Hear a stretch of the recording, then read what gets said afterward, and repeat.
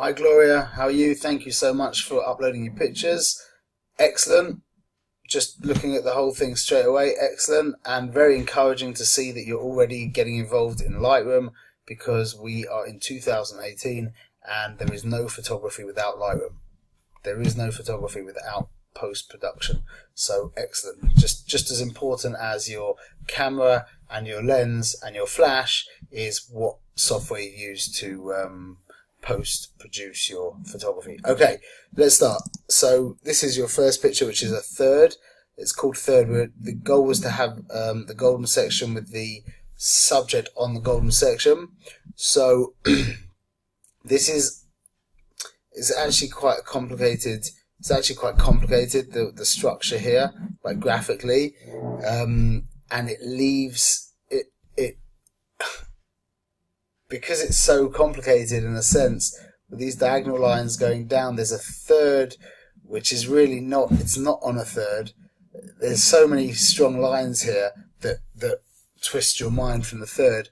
This kind of structure would work much better if you either give it a really wacky angle or give it a very symmetrical, straight, pardon me, precise kind of angle, which means, cause I probably would have come around, my camera's backwards, but I would have come around so this was, so I would be coming around to the right of the boy,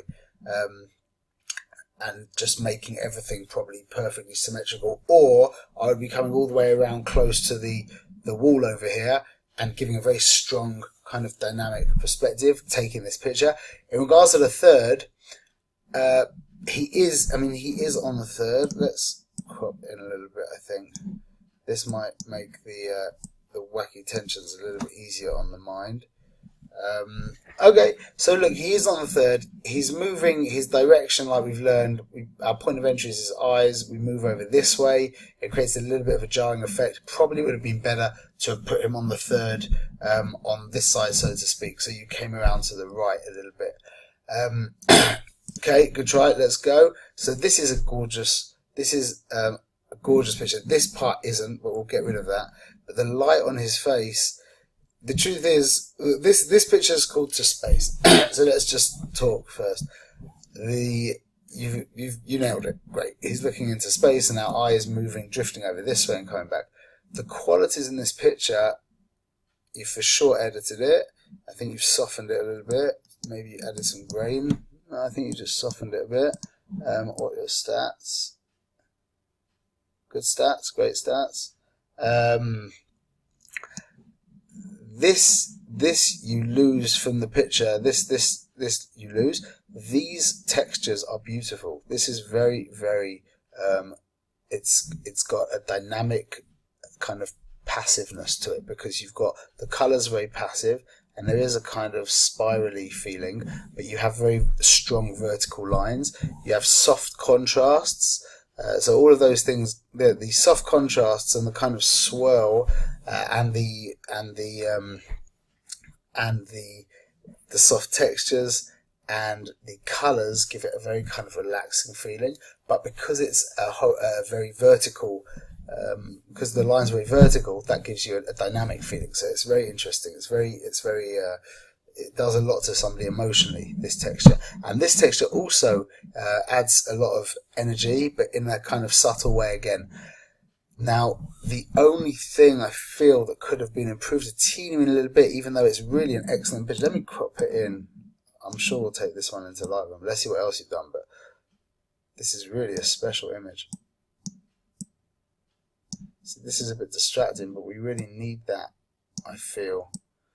Could be even worth just getting rid of that in Photoshop.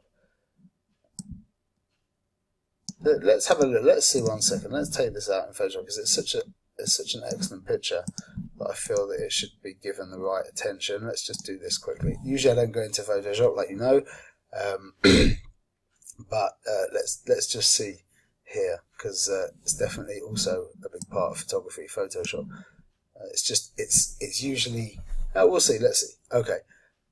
So we are going to. There is actually a very complicated tool that is made for this kind of fix. 1 second, excuse my computer. There is really what we're doing here to get rid of this is actually on a perspective. It's a very slight perspective, and the tool is very complicated. So I'm just going to use my regular. Cloning tool, and it might not be absolutely perfect, but it's going to for sure be good enough.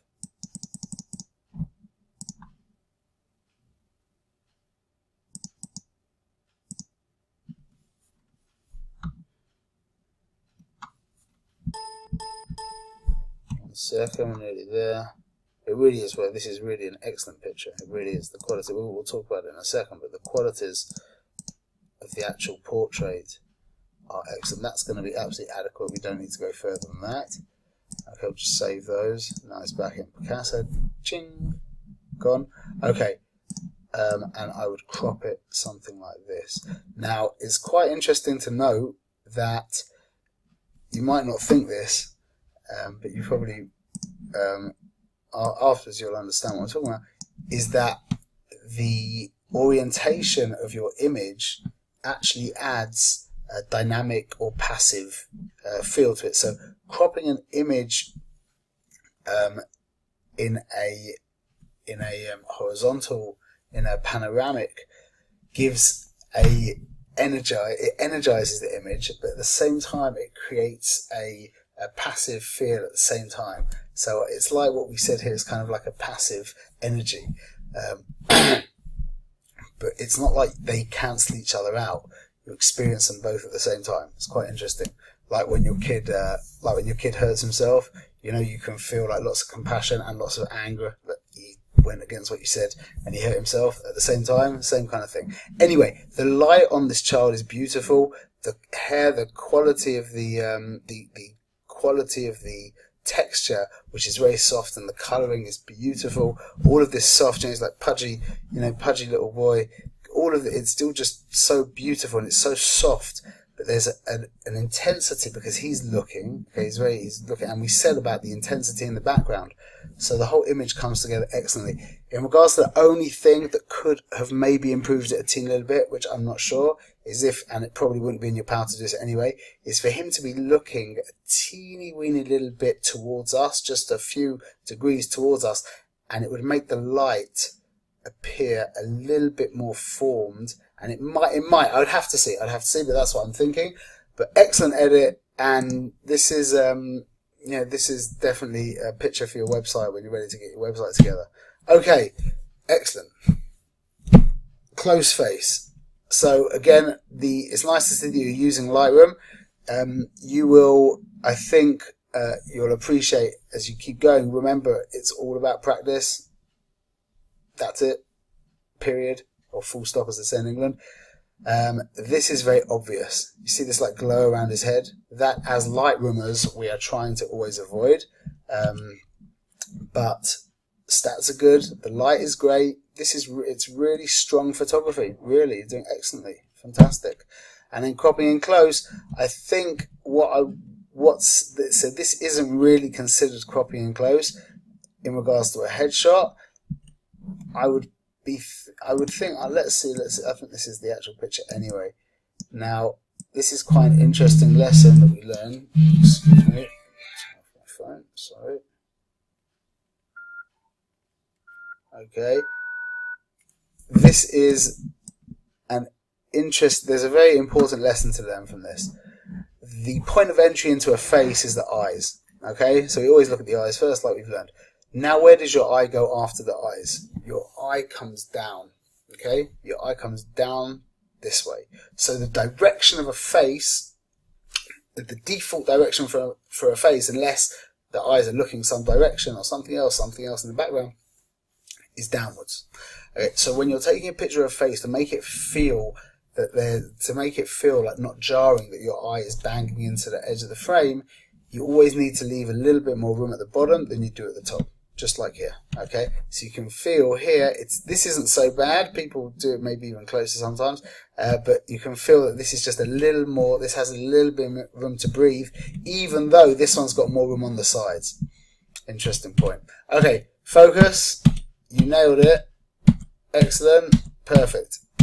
Now, let's look at your photo shoot. Okay, so it's not in order, but who cares?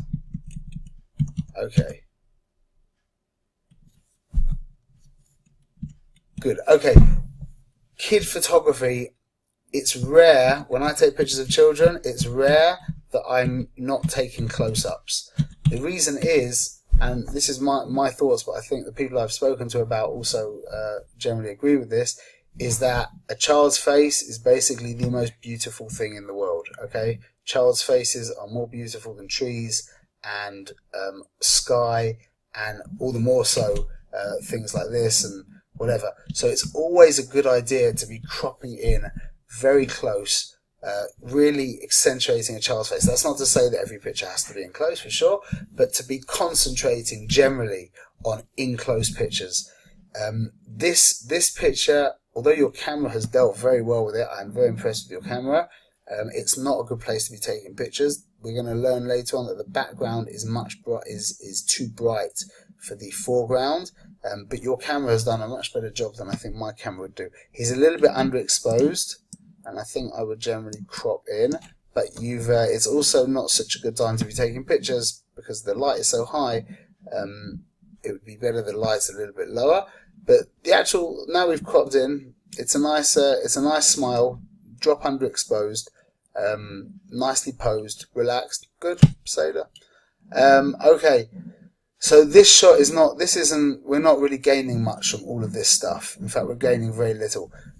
Get down low with children, okay, make sure you're always, again, not always, but most of the time, there's nothing wrong with a picture every now and again looking down, but get down, generally you're getting down to the level of the child, okay. I would here, in this situation, crop in, bring the child away from the background that you're going to learn in class 5. You will be able to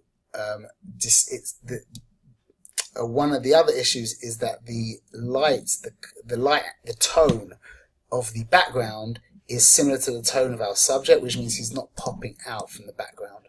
Okay. Do you see how it's a little bit jarring looking down? It would be much better if we were at the same level as the child. If you were to move him further away, that could help, but it might not as well. It depends on how the light is in there. Let's have a look here. So now you can see he's popped out a little bit better.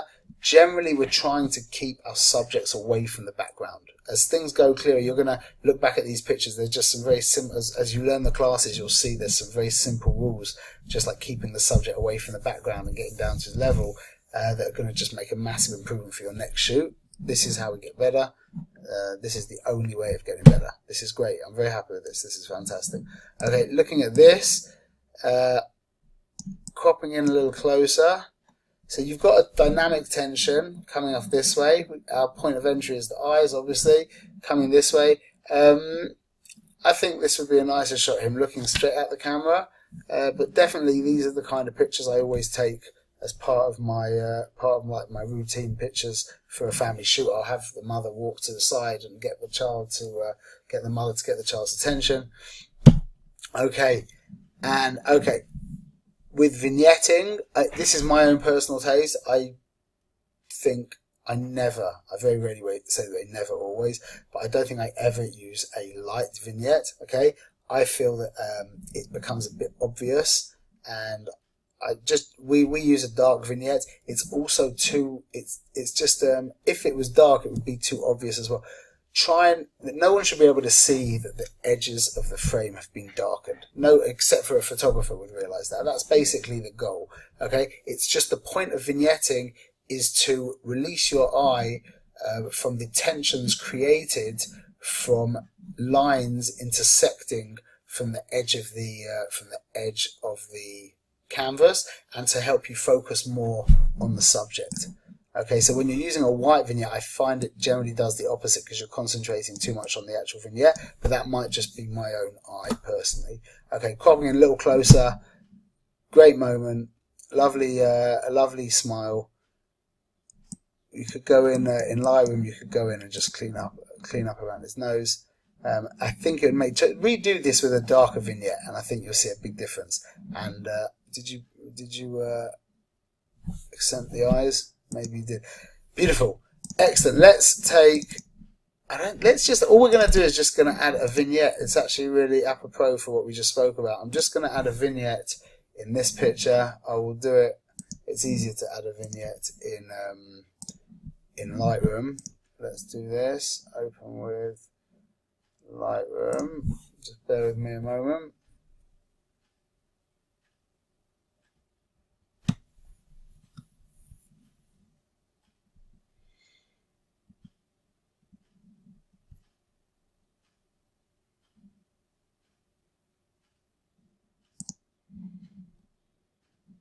Okay.